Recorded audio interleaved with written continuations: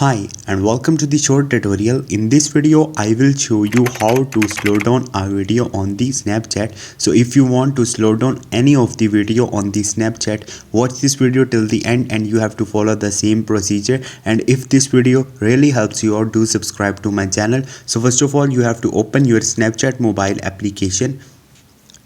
Once you will do it, now shoot a video. So I shoot a video. Now you have to swipe to the left your finger like this, and